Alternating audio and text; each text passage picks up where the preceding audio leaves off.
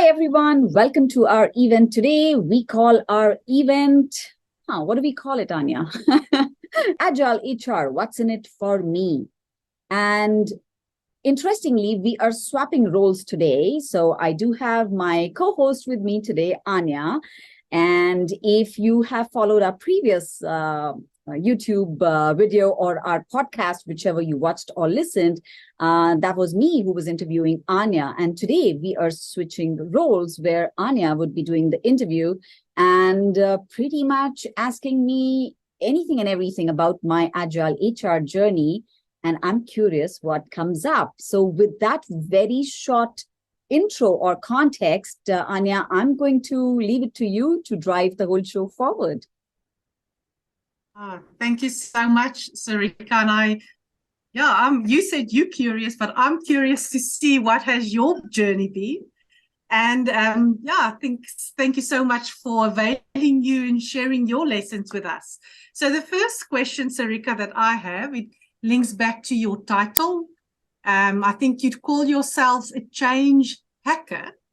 And that got me thinking, why and where is that title coming from? So you're not the first person who's asking me that. So, okay, there's a story to it. And let me share a short story. So here's how I would ask a question, right? So what does a hacker generally do? Now, the role of a hacker would be to identify and exploit vulnerabilities in any system. So if I just put on that hat and think of what a hacker does, but again, I'm looking at it from an ethical hacking point of view, not from a negative hacking point of view. But if I look at it from that point of view, and if I apply that to myself, my mantra today is all about disrupting and not getting disrupted, unleashing my own potential to unleash other people's potential, and then co-creating change in whatever context I'm in. So essentially, with that as my mantra, what I'm doing is identifying and exploiting vulnerabilities in the culture of organizations that I work with, be it teams, be it departments, the whole organizations themselves. And then I'm creating artful interventions to help them nudge that change forward. So I guess that's hacking change, hence change hacker. Oh, I love that. And it was actually nice hearing that story and thinking about the vulnerabilities in the system, because we don't often think of it or look at it from that perspective. Yeah, great. Thank you so much. So what I would like to know, you said that the title is Agile HR, what's in it for me? But when you reflect on your journey, what does Agile HR mean to you? Yeah, that could be another story. So let's start with that. So I think you know that I've lived globally, right? So let me share that story with the audience. Because of my global nature, starting right from childhood, I've lived across the globe pretty much in many countries. And I've had the wonderful opportunity of interacting with cultures, interacting with different people and communities, different organizations. It's just been such a wonderful global journey to me. And I would say that personally taught me, how could I create change? How could I respond to change? What should my behavior be if I'm in a certain context? How do I balance my attitude, my stance, my behavior? In terms of tools that I'm using, what should that approach be? And of course, it's my unique approach, right? Anybody in my own context would have their own based on their style, their charisma, their approach or their mindset. And I would say, given that context, I have been applying, creating, and responding to change and being agile since I don't know when. And it's not that I knew this all the time.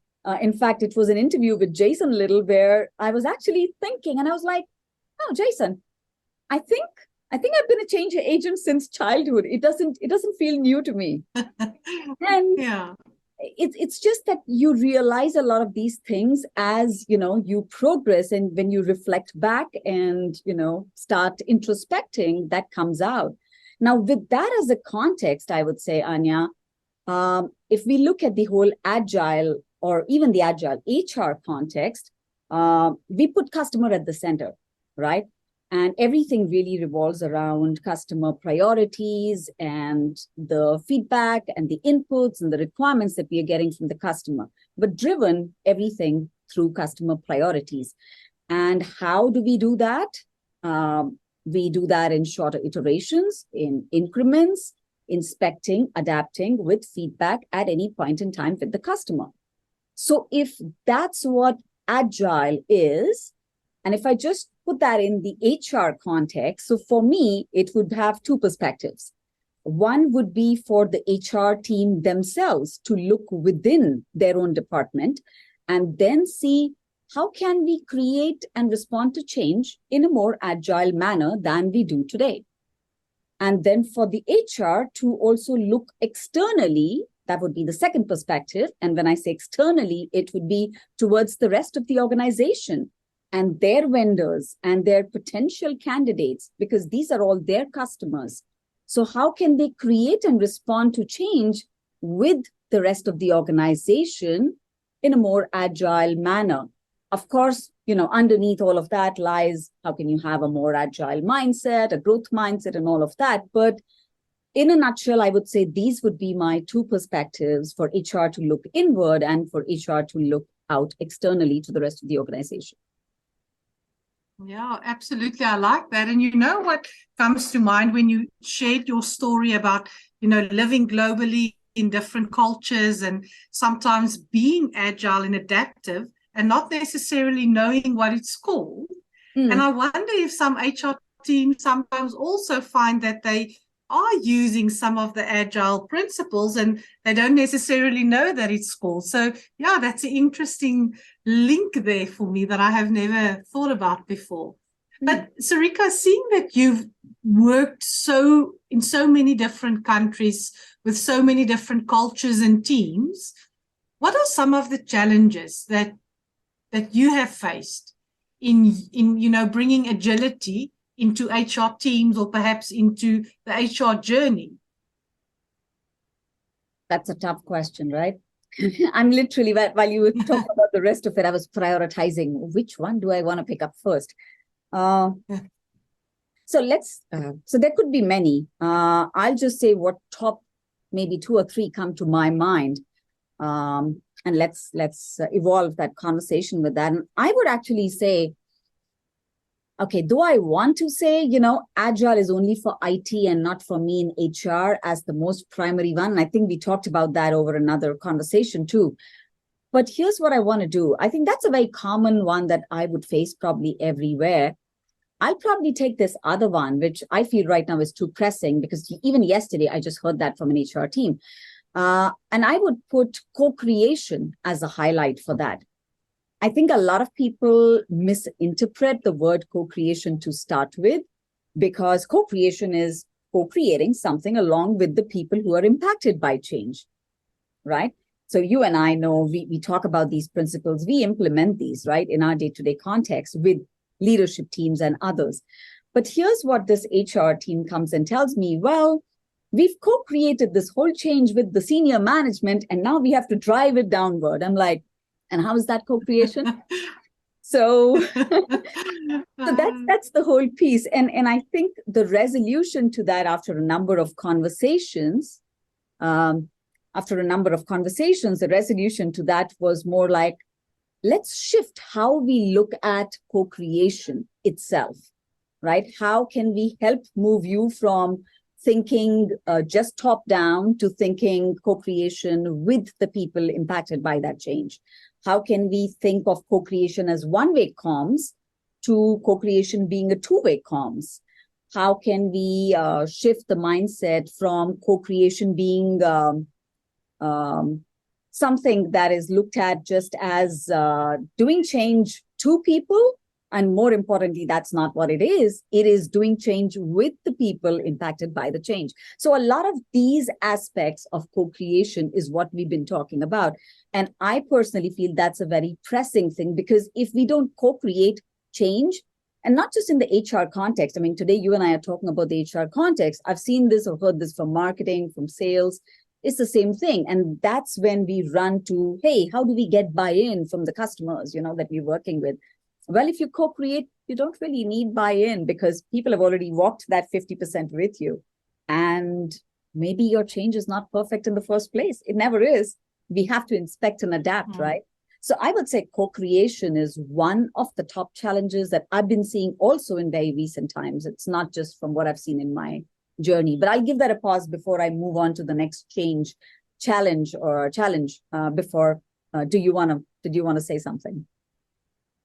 Yeah, what came to mind for me is when I think about your introduction to the title, looking for vulnerabilities in systems. I think this is such an excellent example of the vulnerability in what we think co-creation means. And as you say in that example, the top down only and not bottom up or two ways. Yeah, lovely. Great. Thank you for sharing that. That was really insightful. And again, looking at that resolution of if this is what we're thinking, how can we shift that context for us? Okay. So any other challenges that you think is worthwhile mentioning? Or rather, is there any other perhaps misconception that you think people have about Agile HR that you think is worthwhile mentioning? Yeah, I think one other, maybe two more. Let me get an L&D context because that would be interesting because HR is not just about recruitment, right? So let's talk a little broader there. But before that, I think one of the other challenges I've seen HR people face is, so here's what they come back to me with. They're like, how do we create psychological safety to drive change in the rest of the organization? And with this conversation, what I figured is it's not that they cannot drive psychological safety for the rest of the organization. The challenge is they don't feel safe themselves. Now, how many times do we even think that, are we really looking at psychological safety just for the end customer? But what about HR themselves? Have we thought about that? Because it's so sensitive, right? Do they feel safe driving that change forward? Because I think that's another blocker for them to move forward, to be in the front seat. Because if they're not feeling safe, how do we expect them to drive that transformation or change or, anything forward? So I would say that's a critical challenge that I've seen across my journey in HR. Could that be a misconception? Yeah, maybe. Why not? Because people just assume they feel safe and they're going to be able to drive it when that's not the reality. And I remember one of the misconceptions we spoke about was also the fuzziness around psychological safety, wasn't it? Being warm and fuzzy. Yeah, absolutely. Yeah. And anything that comes to mind that you can share with the listeners, then if that's the challenge that you see, what are perhaps the resolution that you can offer or that they can consider? For sure. So just taking this very example of psychological safety that I worked on with this HR team. So, I won't dive into exactly all the tools, but we will put out links to all the tools in our show notes. So what we did with this team is we ran a psychological safety game to understand, because I had sensed it already using our wonderful tools like the eyes and ears and the gut feel, because that definitely gave me a lot of feedback. And we played a game of psychological safety, and it was very interesting to see how people opened up or did not. Were they only negative or were they positive about certain points that kept coming up through the game? And with that, I thought it was good for people to surface this and then table it there and say, okay, what do we do about this now? We did end up using a canvas that we started putting out these issues to and said, okay, how do we navigate this, or how do we move forward if this is how we feel, or is this totally blocking us?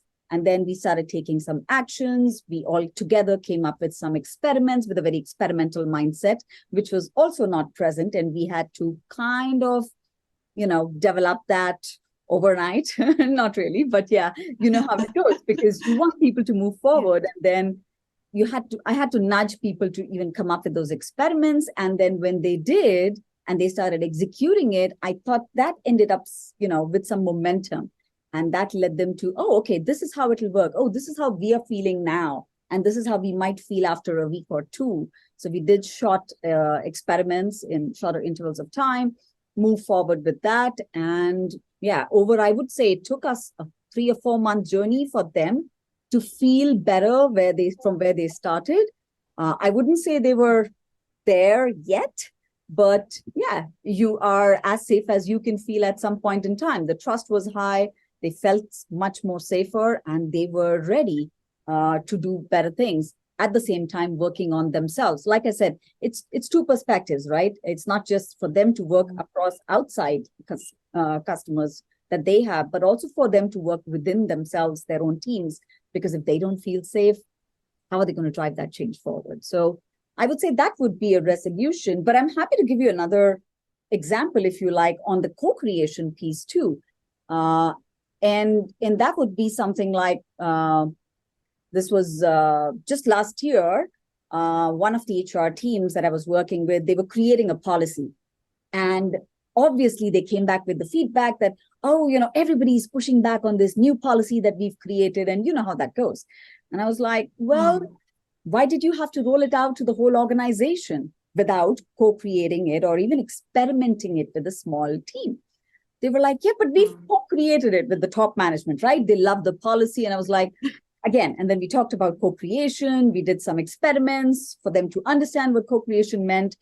And then they said that, oh, you know what, Sarika, I thought you had a good idea when we started with this topic. Let's do this with a small subset of people.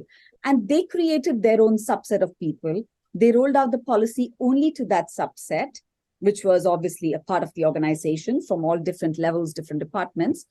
And they took their feedback and then they inputted that feedback to update the policy. And that looked better and more appealing. And these people then became their social influencers. And those people went and actually wrote the policy or helped them roll it forward. And that was co-creation. That worked. It worked beautifully. So that could be another example of, resolution of this. Yeah, and I love what you're saying, how practically you make it to understand what does it mean to experiment and what does it mean to take feedback and to, take it from there. Wonderful. Great. Thank you so much for sharing that. Sarika, so any other misconception that you want to delve into? If not, would you be so kind to share some of the tips and techniques on your journey that has worked for you? Yeah, I would say let's get into the tips and techniques. I'm also a little, I don't know how you are on time, but since we have people in the audience, you might want to pick up questions there. So yeah, let me get into the tips directly, yeah.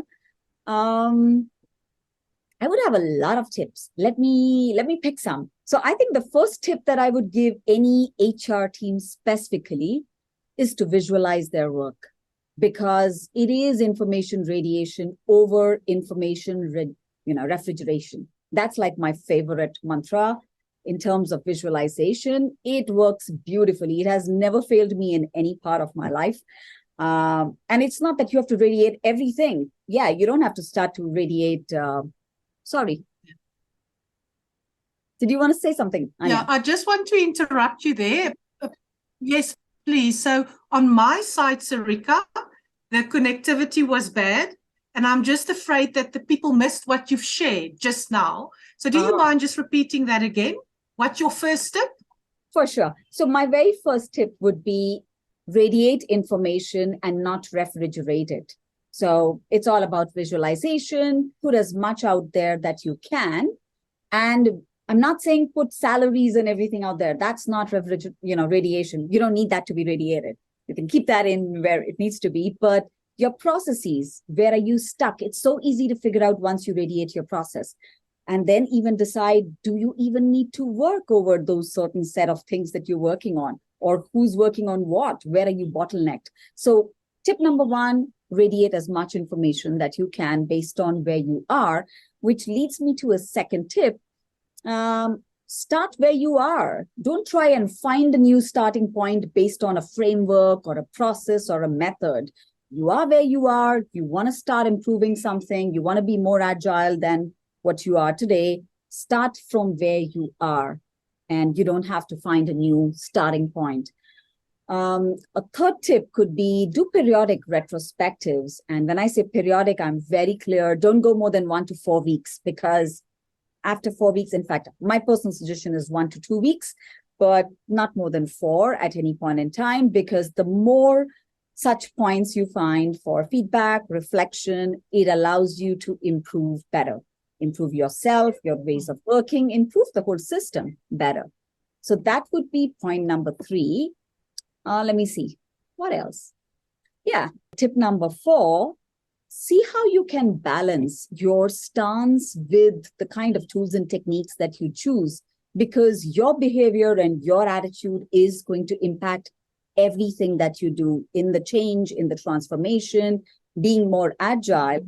So you want to be very mindful and very intentional about it.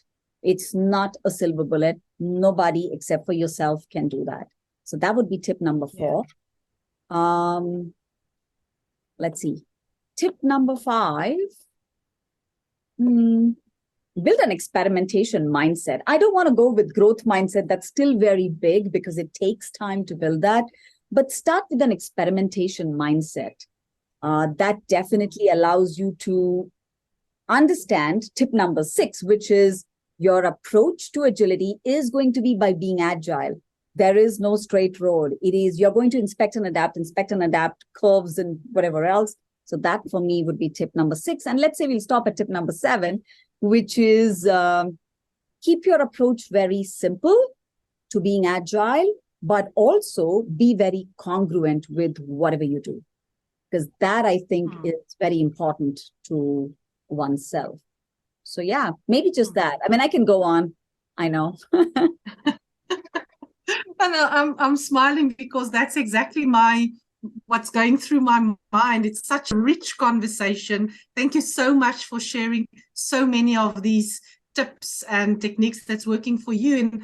And I would like to open up and just here we have some visitors on the call and perhaps see if I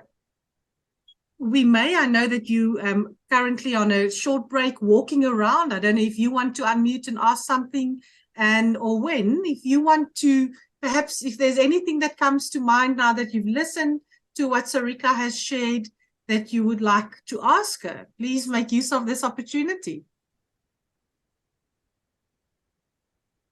And if it's easier for you to just type it in the chat, you can do so as well. And then I will just read out the question for Sarika. So please make use of this opportunity should you have any unanswered question or pressing issue based on what she shared.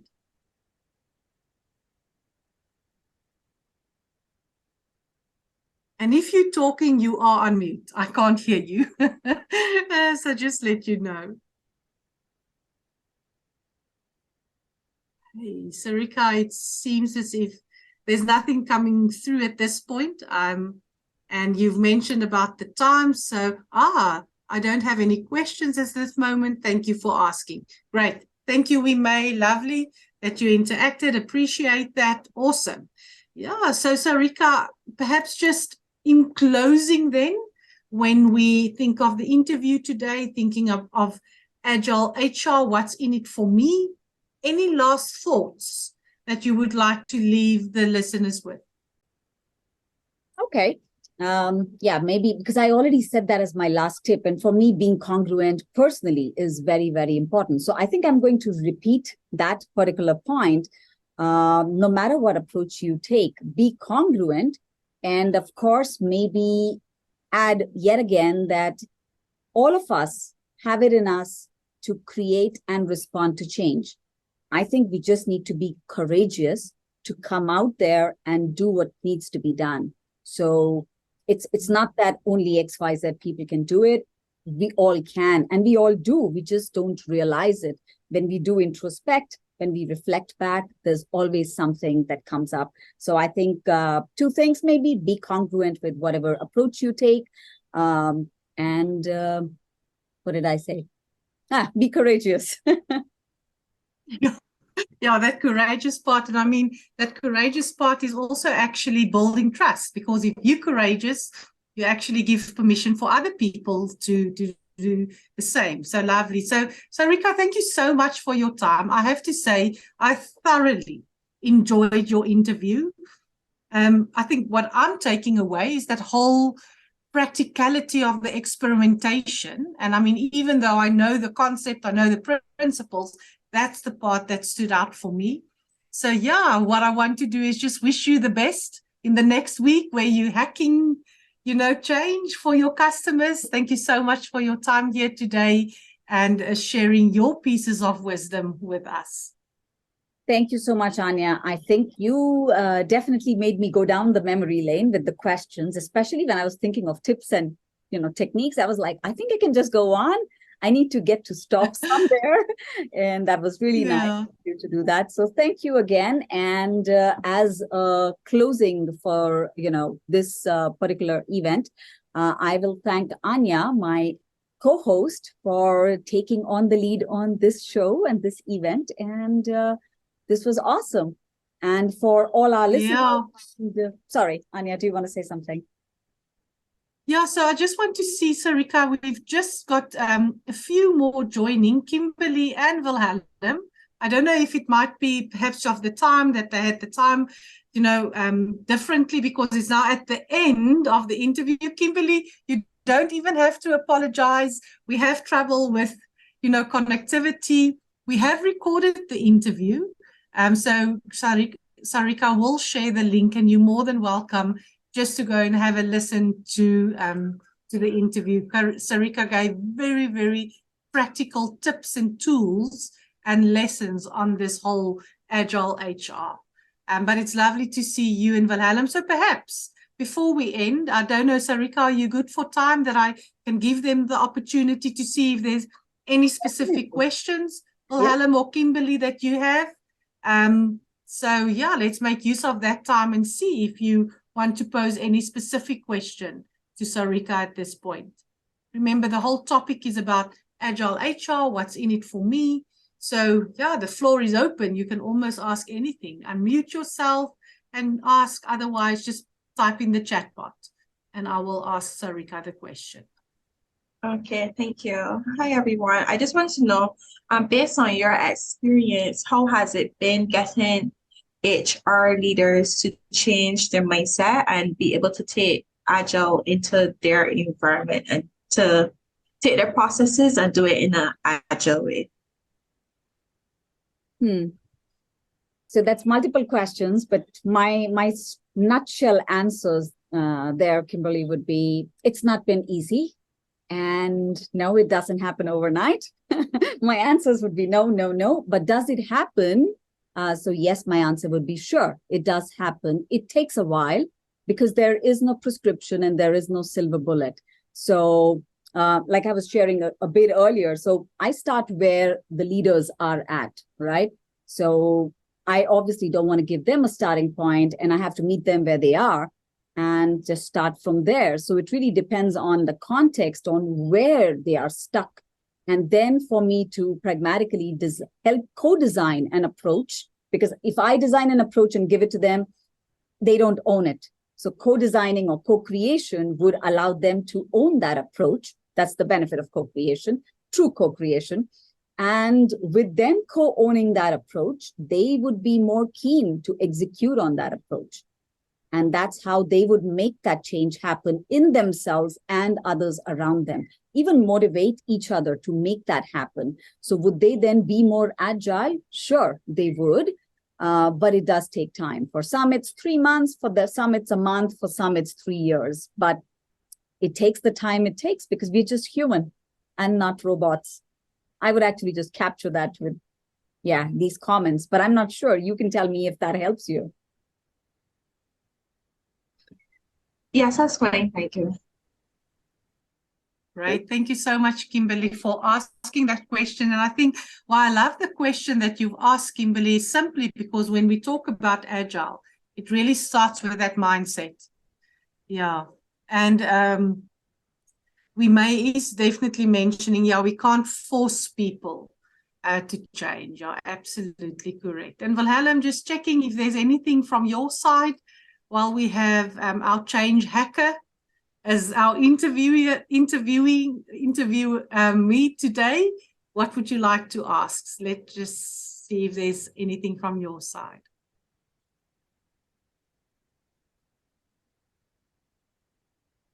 Okay, so Sarika, I don't see any additional questions.